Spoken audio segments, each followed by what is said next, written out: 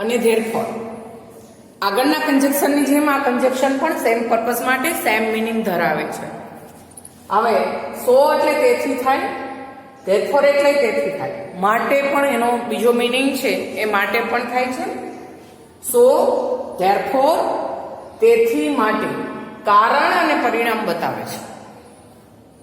શું કામ આમ થયું? તેથી આમ થયું. આમ થયું તેથી આમ થયું. બરાબર? એ ને બીકોઝ છે એ વાક્યને એક્સચેન્જ કરીએ એટલે સો ને ધેરફોરમાં વાક્ય ઊંધા કરીએ એટલે બીકોઝ પણ વાપરી શકાય. આમ થયું કારણ કે આમ થયું, આમ થયું તેથી આમ થયું. એટલે સો અને ધેરફોર એટલે તેથી માટે. તે મોડું આવ્યું તેથી તેને પનિશમેન્ટ મળી. તેને પનિશમેન્ટ મળી કારણ કે તે મોડો આવ્યો. જો બીકોઝને પણ સાથે સાથે સમજી લેશું આપણે. બીકોઝ કારણ કે ધેરફોરના વાક્યોમાં છે એ આપણે વાક્યો ઊંધા કરીએ. લાસ્ટ વન છે ને પહેલા લઈએ તો બીકોઝનો પણ યુઝ સાથે સાથે થાય. હું તમને બીકોઝ અલગ રીતે શીખવાડીશ, પણ ફોકસ બીકોઝને પણ સાથે સાથે કરીશું. સો તેથી ધેરફોર એટલે તેથી કારણ અને પરિણામ બતાવે છે. કારણ અને પરિણામ બંને વાક્યો એકબીજાની વિરુદ્ધ નથી, માહિતી એડ નથી કરતા, કોન્ટ્રાસ્ટ નથી આપતા. બરાબર? પણ નહીતર એવો શબ્દ નથી આપતા, પણ માટે કારણ અને પરિણામ બતાવે છે. એનું કારણ બતાવે, એનું પરિણામ બતાવે કે શું કામ આમ થયું. બરાબર? પેલું વાક્ય જોઈએ, કારણ કે આપણે વાક્ય લેશું તો જ ફોકસ કરીશું. Rahim was brave.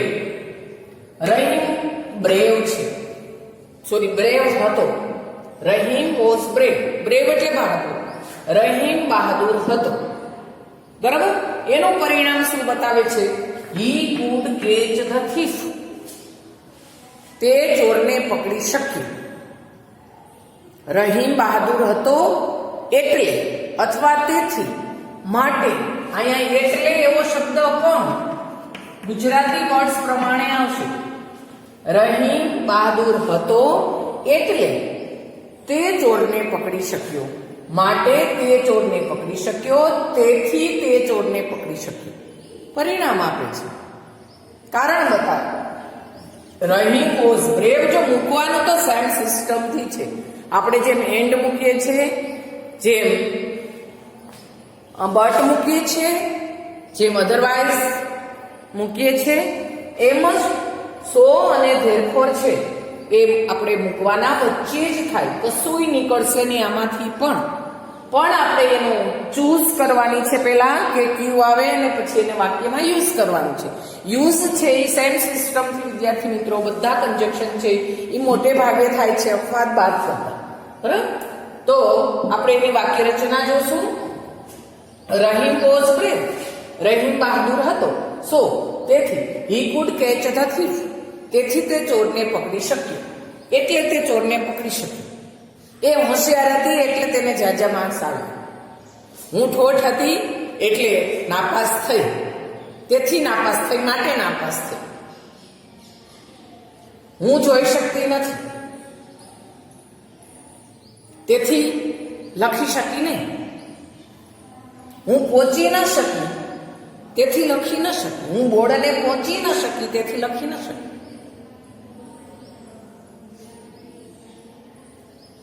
સ્કૂટર નહોતું તેથી શાળાએ જઈ ન શકી, અથવા તો ગઈ નહીં.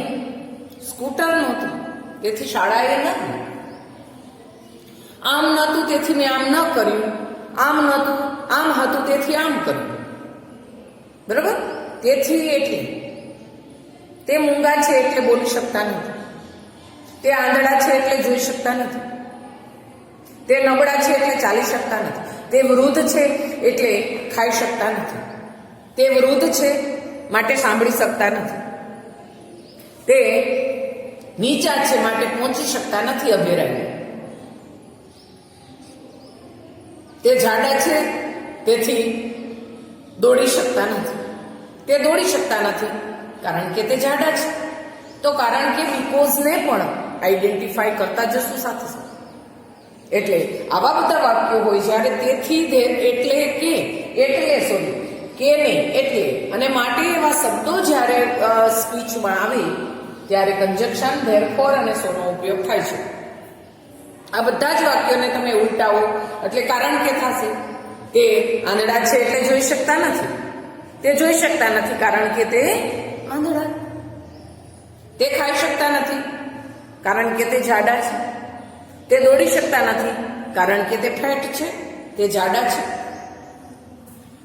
તે સ્ટ્રોંગ છે તેથી તે દોડી શકે છે. તે દોડી શકે છે કારણ કે તે સ્ટ્રોંગ છે. તે પહોંચી શકે છે કારણ કે તે ઊંચા છે. તે પહોંચી શકતા નથી કારણ કે તે નીચા છે. તો કારણ કે ને પણ ધેરફોરમાં વાક્ય ઉલટાવી અને યુઝ થઈ શકે. કારણ કે નો પણ યુઝ થઈ શકે, બીકોઝ નો પણ યુઝ થઈ શકે. એટલે ધેરફોરના વાક્યોને તમે ઊંધા કરો, પેલું છેલ્લું વાક્ય પહેલા લો એટલે કારણ કે પણ એમાં વપરાઈ શકે. વિદ્યાર્થી મિત્રો, અહીંયા ધેરફોર છે એ તેથી એવો અર્થ આપણે બતાવે છે. આપણે પેલું વાક્ય લઈએ, સોરી પેલું તો આપણું થઈ ગયું, Rahim was brave so he could catch the thief. Rahim બહાદુર હતો તેથી તે માછલા ફિશ નહીં થીફને પકડી શક્યો, ચોરને પકડી શક્યો. બહાદુર હોય તો માછલા પણ પકડી શકે, મગર પણ પકડી શકે, સિંહ પણ પકડી શકે. વિદ્યાર્થી મિત્રો, એટલે બહાદુરી શું ના કરી શકે એ પરિણામ ઉપર આધારિત રહે.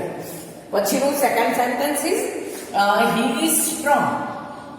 તે મજબૂત છે, શક્તિશાળી છે. He can lift A brave bag, heavy bag. તે ભારે બેગ ઉચકી શકે છે. તે ખૂબ જ મજબૂત છે તેથી તે ભારે બેગ ઉચકી શકે છે.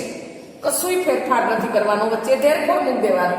હી ઇઝ સ્ટ્રોંગ, ધેરફોર તેથી he can lift A heavy bag. તે ભારે બેગ છે એ ઉચકી શકે છે. છેલ્લું વાક્ય પહેલા મૂકી દો. He can lift A heavy bag.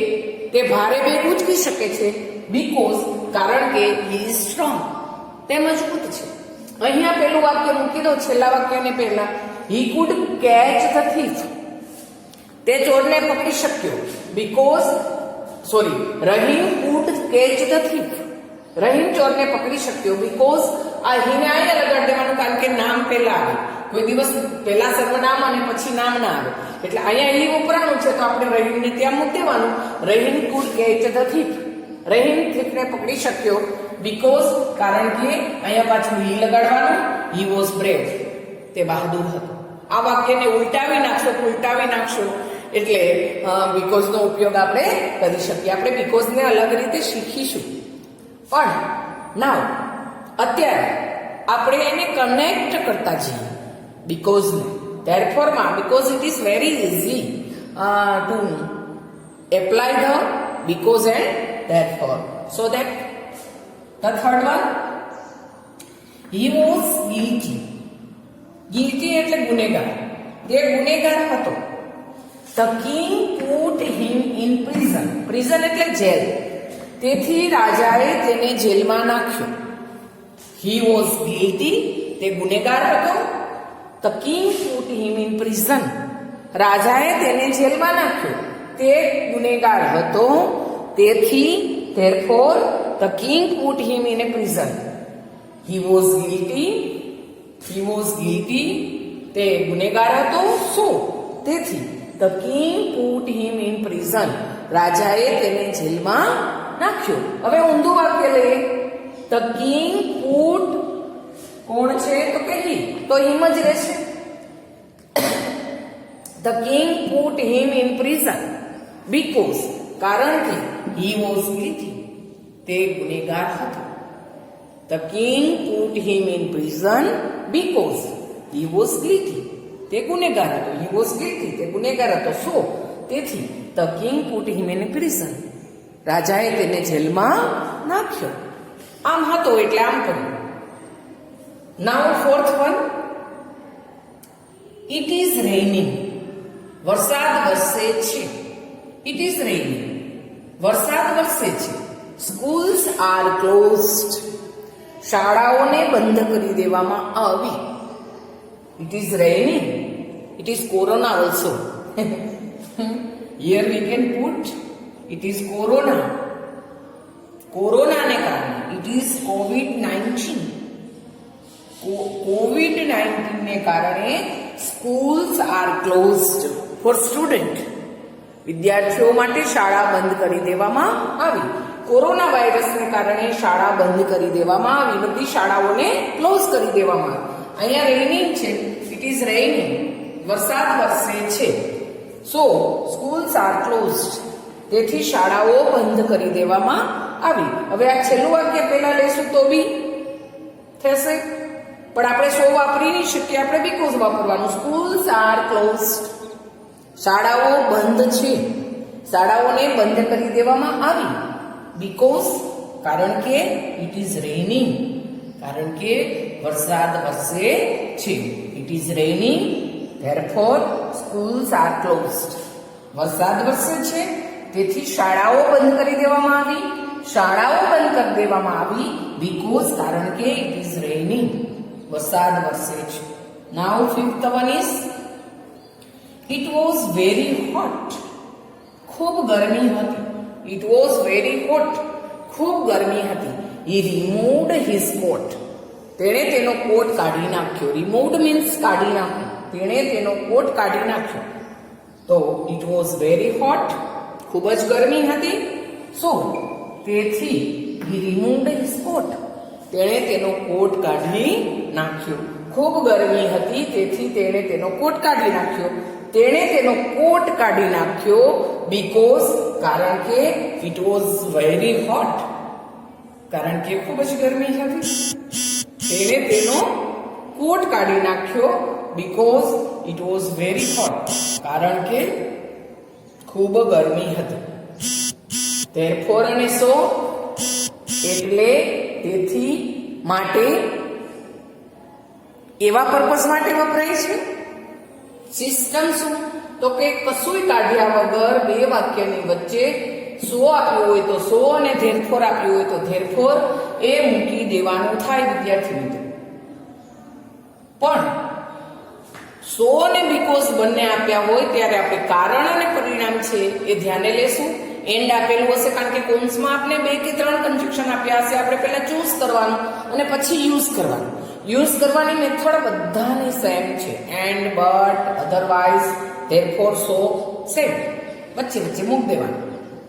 ક્યાંક કરતા નીકળે છે, ક્યાંક કરતા નથી નીકળતો. કોઈક અપવાદિત વાક્ય થોડાક સ્ટાઇલમાં ચેન્જ હોય તો એને યાદ રાખી લેવાનું અને એ તો આવડી જ જાય, બહુ કોમન છે. પણ આપણે માત્ર ગુજરાતી વાક્યનું કરીને આપણી જીભે જે કન્જક્શન ચડે એ આપણે મૂકવાનું. બધા જ કન્જક્શન છે એ વચ્ચે જ આવે છે. આપણે આને પહેલા અધરવાઇઝ શીખ્યું, એ પણ વચ્ચે આવતું હતું. બટ પણ વચ્ચે આવતું હતું. ધેરફોર પણ વચ્ચે આવે છે. અધરવાઇઝ, સો, એન્ડ બધા વચ્ચે આવે છે. બરાબર? પણ કયા મિનિંગ માટે વપરાય છે એની ઉપર આપણે વધારે ફોકસ કરીશું. પછી એને ચૂઝ કરીશું અને પછી એનો યુઝ કરીશું. વિદ્યાર્થી મિત્રો, સો અને ધેરફોર છે એ તેથી, એટલે, આમ, થયું એવું પરિણામ બતાવે છે. પેલું કારણ બતાવ્યું કે બહાદુર હતો, એનું પરિણામ બતાવ્યું એ બહાદુર હતો તેથી એ ચોરને પકડી શક્યો. એ સ્વિમર હતો, એને તરતા આવડતું હતું એટલે એ તરી શક્યો. અથવા તો તરણની રેસ જીતી શક્યો. તે તરણની રેસ જીતી શક્યો. બરાબર? He can win the swimming match. તે સ્વિમિંગ મેચ જીતી શક્યો બીકોઝ હી વોઝ સ્વિમર, કારણ કે તે તર્યો. હી વોઝ ટીચિંગ, તે ભણાવી શકતો હતો. બીકોઝ હી વોઝ ટીચર, કારણ કે તે શિક્ષક હતો. તે શિક્ષક હતો તેથી તે ભણાવી શકતો હતો. તો એવા માટે, તેથી એટલે એવા મિનિંગ માટે છે એ આપણે ધેરફોર સો નો ઉપયોગ કરીશું અને બહુ ઇઝીલી વચ્ચે મૂકી દેશું.